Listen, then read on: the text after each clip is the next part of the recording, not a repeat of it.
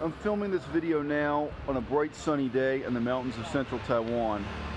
If you look around behind me, this is a country with basically zero poverty. Zero, really. You can look up the statistics. It's remarkable how successful Taiwan is as an industrial country. It's remarkable how successful it is economically, educationally, in terms of government services, healthcare, blah, blah, blah. But you know what? On this street in particular, there's a whole lot of rusting corrugated iron that would make you think you were living in a third world country. And it's in this sense, not out of the usual white Western fixation with political correctness. I wanted to make a quick video saying, hey, can we just stop? Can we stop using the terms third world and developing country, developing nations, developing economies, all that stuff? Could we just drop it? Could we just let that meme die? Here are people drying their laundry on rusting, rusting cyclone fences. That's what we call that in English. A cyclone fence. Real third world in its aesthetics. This particular alley. Of the two terms, developing country and third world, the more offensive really is developing nation, developing economy, developing. What do you think's behind this rusting corrugated iron, huh? What do you think? People attempting to grow vegetables. I can't even say in their front yard, in front of this garage, abandoned garage. All right, I say again, Taiwan, it's not that Taiwan is the wealthiest country in the world.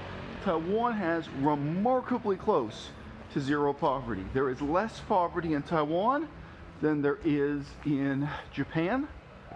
Less poverty in Taiwan than almost any country in Europe that I've done a comparative analysis with. Well, okay, not if you get into some of the freakishly wealthy countries in Europe like Luxembourg. But really, I've looked at the statistics. The achievement of Taiwan economically is remarkable. But nevertheless, a lot of people misunderstand the origin and meaning of third world as a concept. It does not refer to the contrast between the Soviet Union and the United States. It does not refer to the contrast between communism and capitalism. The origin of the term third world relates to the idea that Europe was the first world, and then the settlement of North America and South America, that was the second world.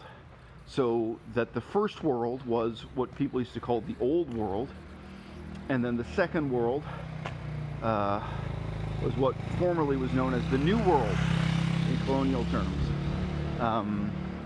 The settlement of the New World, the colonization of the New World, this is now out of fashion. And then the idea was that the third world was the whole remainder of planet Earth, where the same technologies, the same mode of production, much taken for granted in Europe, the United States, and Canada, that would now meaning after World War II basically, that would now spread increasingly throughout the so-called third world. So, where does Saudi Arabia fit into that concept? Saudi Arabia is not the only example, but I mean, obviously this is applied in a certain way, in a certain sense, to a kind of stereotypical poverty-stricken Africa. A continent of Africa imagined to be passively waiting for, salvation to arrive in the form of European and American development assistance, charity of one kind or another. It's another plot of vegetables being grown here behind me. You heard I was just next to a busy street with some industry on it. Those palm trees there, those are not decorative. Those also produce a cash crop of sorts. This actually looks a bit abandoned, this vegetable plot. Maybe somebody was farming this for vegetables a few years ago, and then at some point they lost interest or gave up the effort. But those palm trees above actually produce a legal addictive drug, not illegal but legal, that's sold here. And those are banana trees, those palms down there. Now I've lived in Cambodia, I've lived in Laos, I have lived in so-called third world, developing, poverty-stricken countries. They look a lot like this.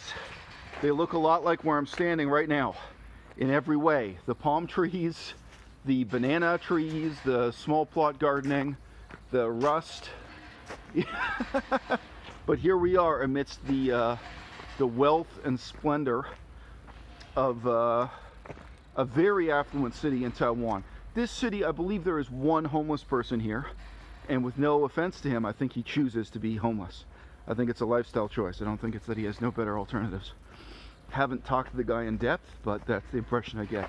But yeah, I think we have exactly one homeless person in this city. And again, almost zero measurable poverty.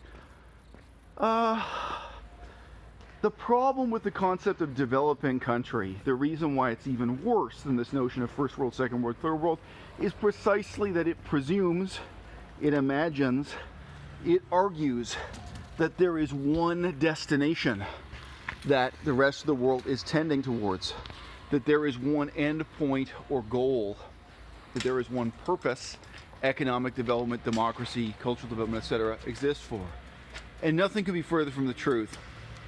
This presumption also feeds into a very strange way of looking at, of understanding what's happening here and now in poverty-stricken countries, places like Laos, Cambodia. You know, there are neighborhoods in Laos where, I'm sorry, I forget this, 10 years ago, 15 years ago, many years ago when I was living there in Laos, people just presumed, oh, all this will be bulldozed in no time. Like, we're building this part of the city now, but in just a few years, there's going to be development. There's going to be, you know, this is a so-called developing country. There's going to be economic development that then brushes all this aside. All this is going to disappear. It's all going to be replaced by something better. And I think some of those people imagined that the future of the capital city of Laos would look like Hong Kong, and maybe some of them imagined that the future of Laos would look like Shanghai in China. And what none of them imagine is what they've got today, which is that after a very, very brief period of so-called development, the country stagnated. And you can look at Google Maps today, I can look at images on the internet today, and see that there's been absolutely no progress at all since I left the country in that way. That on the contrary, what you've had is regress. What you've got is a lot of rust, you know, that there was this sense that the future was bright, that anything was possible, that Laos was going to, quote unquote, catch up with developed countries. And that's built into this notion of a developing country, right? Like first world, second world, third world, as if there's some inevitable progress, like the falling of dominoes that leads from one to the next. And the truth is, the capital city of Laos is never going to resemble Hong Kong. It's never going to resemble Shanghai. It's never going to resemble New York or London or anything in Europe. And on the contrary, that country bankrupted itself, imitating a model of economic development that was never suited to it. So what would I propose if we were actually going to take this seriously, if we were going to stop speaking in terms of the third world, in terms of the developing world, if we were going to get rid of those terms, if we were going to start using, you know, language that doesn't have this built-in sense of teleology, this built-in sense of a foregone conclusion or destination that economic development of these countries is tending towards? My answer is we should use the words rich and poor. We should simply talk about poor countries, poverty-stricken countries, and we should talk about rich countries. The idea that development has a destination is a delusion. The idea that the first world and the second world represent an end point that the third world is progressing towards is propaganda that's not just to be discarded now. It's ceased to be coherent, it's ceased to be meaningful to any of the people it's been preached to.